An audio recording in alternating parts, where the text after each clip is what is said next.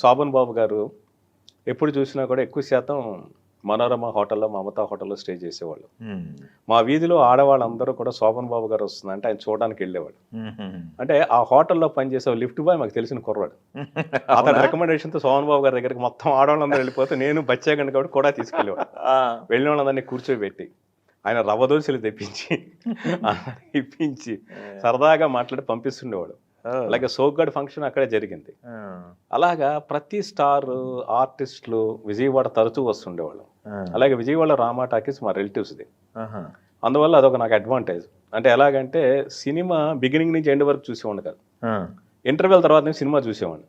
అదేంటి చూసి అయిపోయిన తర్వాత ఫస్ట్ షో టైంకి వెళ్ళి ఇంటర్వెల్ నుంచి సెకండ్ హాఫ్ చూసి మళ్ళీ సెకండ్ షో ఫస్ట్ హాఫ్ చూసి ఇంటికి వస్తుండేవాడిని. ఇలా నాకు ఇష్టమైనట్టు చూస్తుండేవాడిని.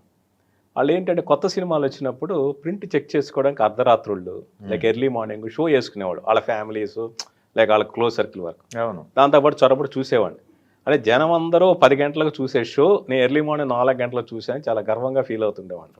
అందరికంటే ముందు చూశాను. అందరికంటే ముందు చూసాం.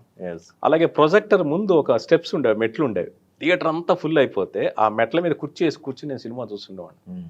సో ఇలాంటి అలవాట్లు. తర్వాత ఏంటంటే మా చుట్టుపక్కల అందరూ కూడా విజయ టాకీస్, వినోద టాకీస్ ఇలాంటివన్నీ ఏవో లీజుకి తీసుకునేవాళ్ళు. అందువల్ల ఎప్పుడు టికెట్ కొనేవాళ్ళం కాదు. దాని మీద ట్యాక్స్ ఏదో ఉండేది, 20 పైసలో పావడం. ఆ ట్యాక్స్ కట్టేస్తే మా టికెట్లు వచ్చేవి. అలా ఎన్ని సినిమాలు చూసామో లెక్కే లేదు.